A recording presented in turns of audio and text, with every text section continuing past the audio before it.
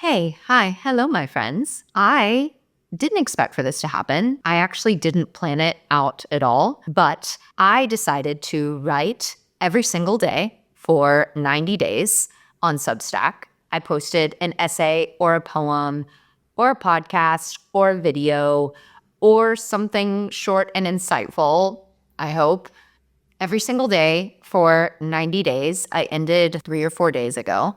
And I wanted to tell you what I learned and why I did it and what I would have done differently if I could start over. I had an idea while I was sitting at Palais Royale with my dog Copper a few months ago about what would happen if I decided to be consistent with writing, because I've been a writer for my entire life, but I never quite took myself seriously enough to consider it to be a full-time job. And even though I like to wear the label, it didn't feel like I had earned it. And I know that as an artist, you can often find yourself criticizing any title that you really give that has some sort of honor or value to it because of the people that you look up to.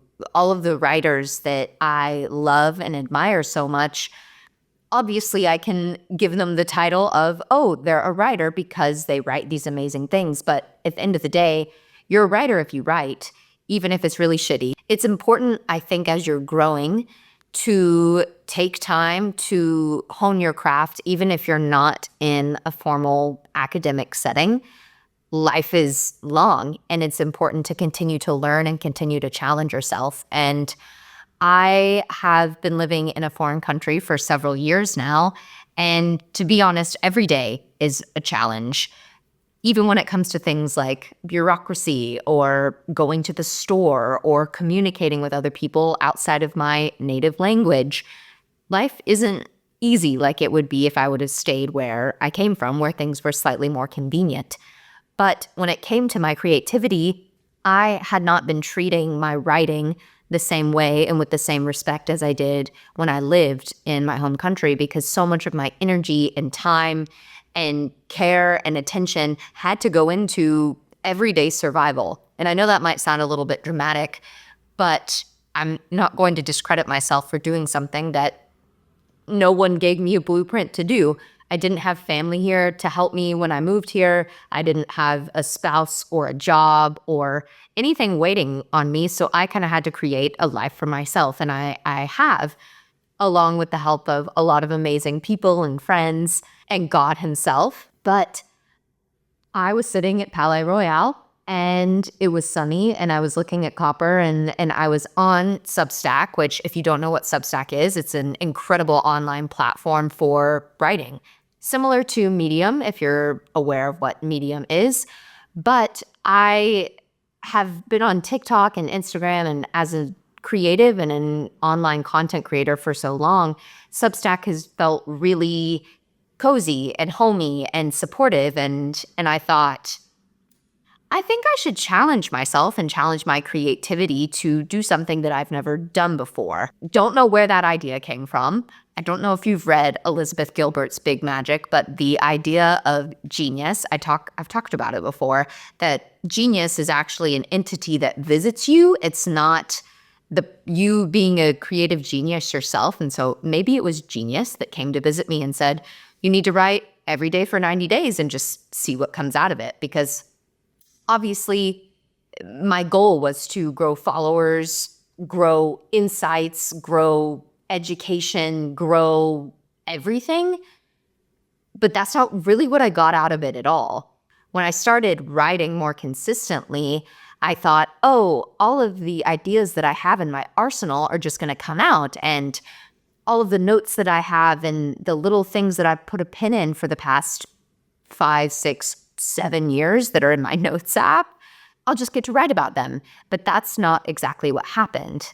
I had a huge realization that I wasn't treating my creativity with a whole lot of respect. I was only running off of motivation and my old routines. So when it came to writing for me, my process for the past 5, 6 years was always read something in the morning, meditate on it, think about it, become inspired, and then write. Whether that was from the Bible or fiction or nonfiction or an article online. I love to read The Atlantic. And I just allowed myself to be motivated by inspiration. But when you are writing every single day, you can't run off of motivation and inspiration itself. You have to run off of discipline. And I realized that so much of my writing was coming from, oh, how can I make this perfect? What's the best process to do this? And all of the meticulous little details were really holding me back. I learned 3 major things. 1, your process is allowed to change over time. You're allowed to explore different routines. You're allowed to explore different topics in different places. And a topic that I came upon discovering in all of this consistency was actually the routines of other writers and famous creatives that I didn't know existed or I had never learned about before. The cool thing is when I posted about this, I realized that so many other people were fascinated by this idea of process too. Number 2, I realized that my perfectionism was just procrastination. When you get rid of procrastination, your perfectionism can't exist anymore. Like if I was saying before I started this 90 days, oh, I'm too busy, or oh, that idea is not fully baked yet.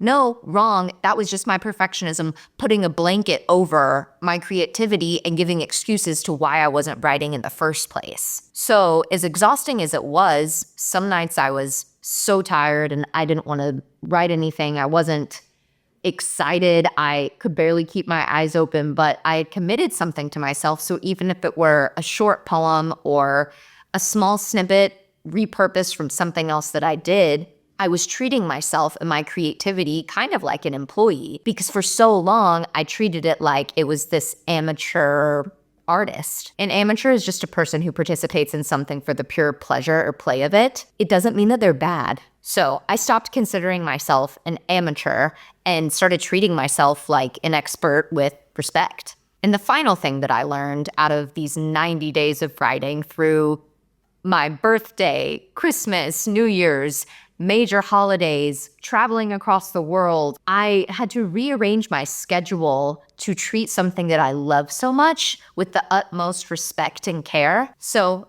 I guess there was a ton of things that I learned, so I'm not going to gatekeep any of the things that helped me grow. In my next video, I will talk more about being an online content creator and the things that really did work for me. This video is a little bit more about my personal process. I just wanted to share my experience and say that if you want to commit to something that might seem a little bit too lengthy or too scary to do, or like you're not ready for it yet, you're never going to be ready for it. If you start, courage is going to follow shortly behind you. And the further along that you go, the more you're going to discover about yourself. So my advice is stop overthinking, just start doing, and allow the magic to happen. These are my metrics. They came out of posting every day for 90 days, which, like I said, I'll talk about a little bit more later.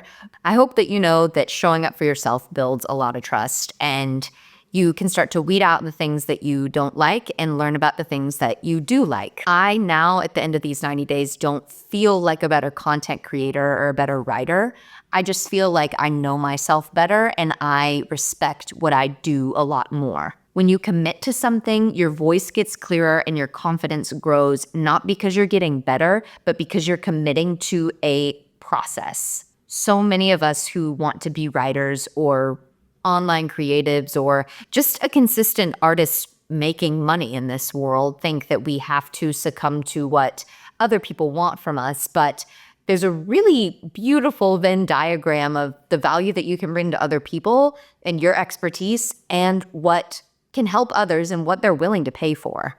I don't think any of us should be ashamed to admit that we want to make a living and a life for ourselves out of our God-given creativity. And just because it's God-given doesn't mean that you don't have to respect it and treat it like a craft. Like I mentioned in an essay that I wrote on Substack, there are creatives like Joan Didion and Ernest Hemingway who treated their work like real work. They didn't just write books for fun. You're allowed to respect yourself and give yourself challenges and take what you do really seriously. Now that I have a little bit more of a margin in my schedule, I'm able to fill it with other things that I really love and go back to making YouTube videos and podcasts for you. along with still posting on Substack.